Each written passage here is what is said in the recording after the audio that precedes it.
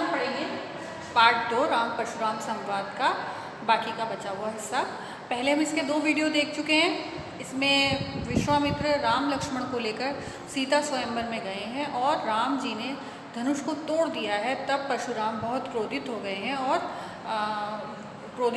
और वो ढूंढ रहे हैं किसने शिव के धनुष को तोड़ा है। तभी लक्ष्मण और उनका संवाद होता है जिसको कि इस पाठ में तुलसीदास ने दर्शाया है और इसके बाकी चौपाइयाँ हम पढ़ चुके हैं। अब हमारी आखिरी चौपाई बची है जिसको कि हम पढ़ेंगे। तो यहाँ पर है, कहो लखन मुनि सील तुम्हारा, को नहीं जाना विदित संसारा। अब लक्ष्मण जी परशुराम जी से कह रहे हैं कि आपका जो स्वभाव है, आपका जो बल पौरुष है, शील है, उसको कौन नहीं जानता। सब कौन नहीं जानते विदित संसारा, सभी जानते हैं। आपके जो शील है उसको सभी जानते हैं। माता पिता उड़न भई नीके, आप माता पिता के ऋण से तो उड़न हो गए। माता पिता का ऋण तो आपने चुका दिया है। गुरु ऋण रहा सोच बड़ जी के, अब आपके पास गुरु का ऋण रह गया है चुकाना। गुरु का ऋण आपको चुकाना रह गया है।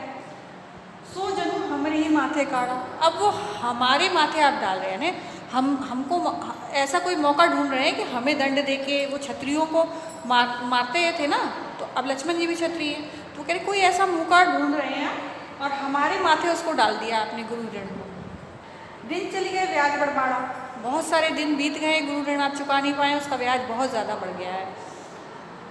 अब अन्य व्यवहारिया बोली, व्यवहारिया किसको बोलते हैं? हिसाब किताब करने वाले को। तो अब वो बोल रहे हैं हिसाब किताब करने वाले, लक्ष्मण जी परशुराम जी को बोल रहे हैं कि आप हिसाब किताब करने वाले को बुलाइए।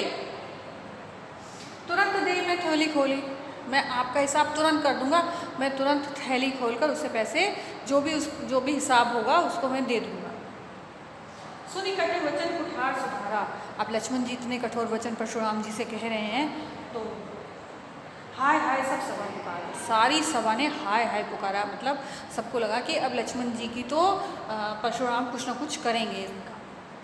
भगवान परशु दिखावो मुहि विप्र विचार बचो नृप दोही, लक्ष्मण जी परशुराम जी से कह रहे हैं कि ए ब्राह्मण देवता, आप बार बार मुझे पशु दिखाते हैं, कुठारा अपना दिखाते हैं, पर मैं ब्राह्मण का विचार करके आपको कुछ नहीं कह रहा। मिले न कबू सुबट रंग नाड़े, द्विज देवता घर ही के बाड़े।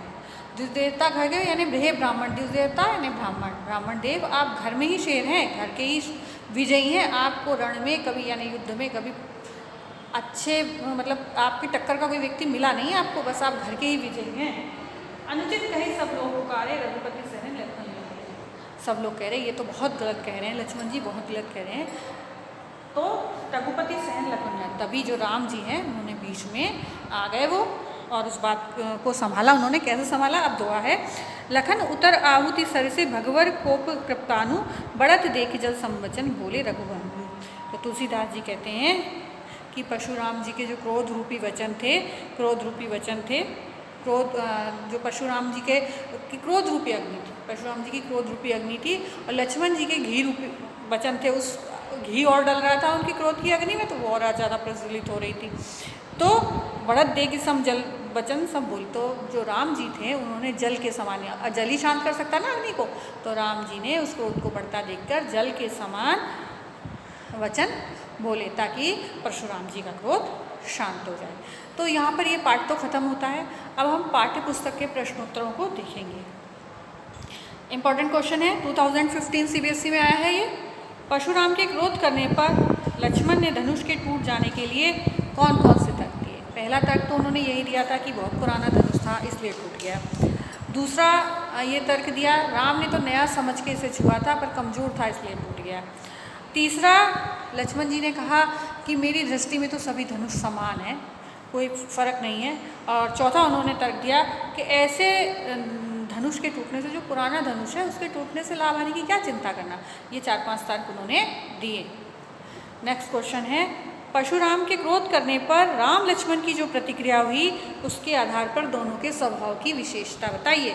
तो हमें राम जी का स्वभाव तो आपको मालूम ही, अत्यंत शांत था, विनम्र स्वभाव के थे, आज्ञाकारी थे, सभी बड़ों की आज्ञा पालन करते थे और बहुत शांत स्वभाव के थे। परंतु राम निडर थे, साहसी थे, धैर्यवान थे। और लक्ष्मण तो आपको मालूम है क्रोधी स्वभाव के थे। और वाक्पटु थे, मतलब बराबर जवाब सवाल करना, वाक्पटु थे वो।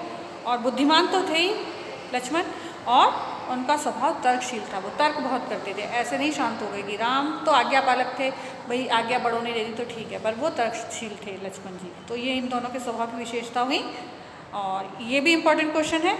नेक्स्ट क्वेश्चन, लक्ष्मण और परशुराम के संवाद का जो अंश आपको अच्छा लगा हो उसको आप अपनी शैली में लिखें। तो ये आपको अपने आप करना है। जो भी संवाद आपको अच्छा लगा हो इस पाठ्य पुस्तक में जो अभी चौपाइयाँ दी गई हैं, और जो भी संवाद आपको अच्छा लगा हो उसको आप खुद इसमें करेंगे, क्योंकि अच्छा वाला तो आप ही बता सकते हो ना, मैं तो बता नहीं सकती आपको क्या अच्छा लगा, ये इसलिए आपको खुद करना है। सारा काम जो भी एनसीईआरटी क्वेश्चन है, शब्दार्थ, एनसीईआरटी क्वेश्चन, अतिरिक्त प्रश्न, समरी, ये सब आप कॉपी में करते जाइए, नहीं तो बाद में एक साथ काम हो जाएगा आपका। नेक्स्ट क्वेश्चन है, परशुराम ने अपने विषय में सभा में क्या क्या कहा, निम्नलिखित पद्यांश के आधार पर उत्तर दीजिए। तो एक पद्यांश इन्होंने दिया हुआ है बाल ब्रह्मचारी वाला, वो आप बुक में देखिएगा कौन सा प्रश्न तो है ही आपकी बुक में, उसका आंसर ये बाल ब्रह्मचारी वाला पद है, चौपाई है सॉरी। तो परशुराम ने अपने बारे में कहा है कि मैं बाल ब्रह्मचारी हूँ, स्वभाव से क्रोधी हूँ, मैं क्षत्रिय कुल का नाश करने वाला हूँ के रूप में सारे संसार में प्रसिद्ध हूँ, मैंने अपनी भुजाओं के बल पे पृथ्वी को अनेक बार राजाओं से हीन किया है और ब्राह्मणों को दान किया है, ये सब उन्होंने इस पद में बताया है। और उन्होंने कहा है कि मैंने फरसा बहुत भयानक है, इसने सहस्त्र बाहु की सहस्त्र भुजाओं को भी काट दिया है और इतना कठोर है कि गर्भ में पल रहे बच्चों की भी हत्या कर देता है। अब नेक्स्ट क्वेश्चन है, ये भी सीबीएसई 2013 में आया है, लक्ष्मण ने वीर योद्धा की क्या क्या विशेषता बताई है। लक्ष्मण ने वीर योद्धा की क्या क्या विशेषता बताई है। एक तो उन्होंने यही बताया कि रण क्षेत्र में पराक्रम करते हैं और बोलते ज़्यादा नहीं है, वो शत्रु के समक्ष अपनी वीरता का बखान नहीं करते। और एक उन्होंने बताया है कि वे जो वीर होते हैं वो ब्राह्मण पे, देवता पे, गाय पे अपनी वीरता को नहीं दिखाते हैं, और जो वीर होते हैं वो शांत होते हैं, विनम्र होते हैं, और जो वीर होते हैं वो अपशब्दों का प्रयोग, जैसे परशुराम जी बहुत ज़्यादा गुस्से में आ जाते थे ना और अपशब्दों का प्रयोग कर लेते, ऐसे अपशब्दों का प्रयोग वीर नहीं करते हैं। नेक्स्ट है, साहस और शक्ति के साथ विनम्रता हो तो बेहतर है, इस कथन पर अपने विचार लिखिए। तो ये आपके अपने विचार हैं, ये आप खुद लिखेंगे कि अगर आपके पास साहस है, शक्ति है और विनम्रता है तो आप बहुत ज़्यादा बेहतर हो सकते हैं। तो इस कथन पे विचार तो आप अपने आप ही लिखेंगे, क्योंकि आपके अपने विचार हैं इसमें। अब आपका आता है, नेक्स्ट आता है, भाव स्पष्ट कीजिए। विहसी लखन बोले मृदुमानी, अहो मुनुसी महाभट्टमानी, ये तीन आपको पद दिए हुए हैं, उनका आपको भाव स्पष्ट करना है। तो पहले का तो है, विहसी लखन बोले मृदुमानी, अहो मुनुसी महाभट्टमानी, पुनि पुनि मोह दिखाए कुटारा, चढ़त उड़ावन फूक मारा। परशुराम जी अपने बड़बोलेपन से लक्ष्मण को हराने की कोशिश करते हैं, असफल कोशिश करते हैं। तो इसलिए लक्ष्मण जी मृदुवाणी में बोलते हैं कि अरे मैंने तो आपको महाज्ञानी माना था, पर आप बार बार मुझे कुठारा दिखा रहे हैं, ऐसा लग रहा है कि आप फूक से पहाड़ उड़ाना चाहते हैं। नेक्स्ट है, यह कमड़मतिया कोई नहीं जो तर्जनी देखी, मर जाई दे कुठार सरासन माना, मैं कुछ कहा सही तक माना। अब वहाँ लक्ष्मण जी यहाँ पर कह रहे हैं परशुराम जी को, परशुराम उन्हें डराना चाह रहे हैं, तो कह रहे हैं कि यहाँ पर कद्दू का काशी फल का कोई छोटा सा फल नहीं है जो कि तर्जनी उंगली से देखकर डर जाए, और यहाँ पर आपके धनुष बाण को देखकर ही मैंने कुछ अभिमान सहित कह दिया था। गांधीस्यु नु का हृदय हसी मुनि हरियर सूझे, अय में खाड़ न मुख में अचौ न भूजबे। तो यहाँ पर परशुराम जी परशुराम की दम्भ भरी बातें सुनकर विश्वामित्र कह रहे हैं कि यहाँ पर कोई गन्ने की खांड की बना हुआ नहीं है, जो कि क्षत्रिय बालक को ये कमज़ोर समझ रहे हैं, गन्ने की मीठी खांड का बना समझ रहे हैं, बल्कि ये तो लोहे के हथियार के समान शक्तिशाली हैं। मतलब जो सावन का अंधा होता है उसे हरा हरा ही दिखाई देता है, पर ये इतने कमज़ोर नहीं हैं। तो आप अगला है, पाठ के आधार पे तुलसीदास जी के भाषा सौंदर्य की 10 पंक्तियाँ लिखे। इसको क्योंकि ये आपके लिए मुश्किल होगा थोड़ा सा, तो इसको मैं ये वाला जो क्वेश्चन है उसको PDF में लिख करके आपको भेज दूँगी, ठीक है। नेक्स्ट क्वेश्चन है, इस पूरे प्रसंग में व्यंग का अनूठा सौंदर्य है, उदाहरण के साथ स्पष्ट कीजिए। तो व्यंग का पूरे प्रसंग में व्यंग तो है ही, पूरा प्रसंग ही व्यंग का है। लक्ष्मण परशुराम जी पर बहुत सारे व्यंग कर रहे हैं, कोई मौका नहीं छोड़ते उन पर व्यंग करने का। और उनके साथ इसमें कहीं व्यंग भी है, कहीं वक्रोक्ति। वक्रोक्ति क्या होता है? जब किसी बात को टेढ़े ढंग से कहा जाए। और व्यंग की शुरुआत तीसरी पंक्ति से हो जाती है, जब परशुराम कहते हैं कि सेवक सो करे सेवकाई, अरि करनी करी करे लड़ाई। जब कहते हैं कि वो सेवक तो सेवा का कार्य करता है, कोई लड़ाई का कार्य नहीं करता है। और लक्ष्मण परशुराम जी से कहते हैं, लखन कहा हंसी हमरे जाना, सुनो देख सब धनुष समाना, का क्षति लाभ जन तेरे, देखा राम नैन के भोरे। कि अरे हमने तो सारे धनुषों को एक समान ही समझते हैं, हम तो राम जी ने तो इसे नए के धोखे में देखा था। तो नेक्स्ट है एक अवसर पर लक्ष्मण परशुराम के दंभ और गर्भोक्ति पर व्यय करते हैं। पुनी पुनी डेग कुठारा, यानी आप मुझे बार बार कुठारा दिखाते हैं और ऐसा लगता है कि जैसे आप फूट से पहाड़ को उड़ाना चाहते हैं। और यहाँ कुमड़वतिया कोई नहीं, जो तर्जनी देख मर जाए, ये भी है। और एक अन्य अवसर पर लक्ष्मण की एक और व्यंग है, भगवर परशु देखावई मोही, विप्र विचार बचो नृपदोही।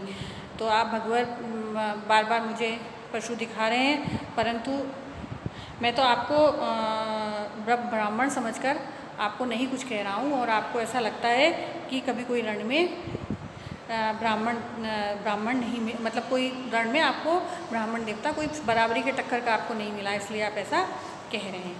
ठीक है, तो आप इतने क्वेश्चन आंसर अपनी कॉपी में करेंगे और फिर जूम क्लास में अगर कुछ नहीं आया तो आप मुझसे पूछेंगे।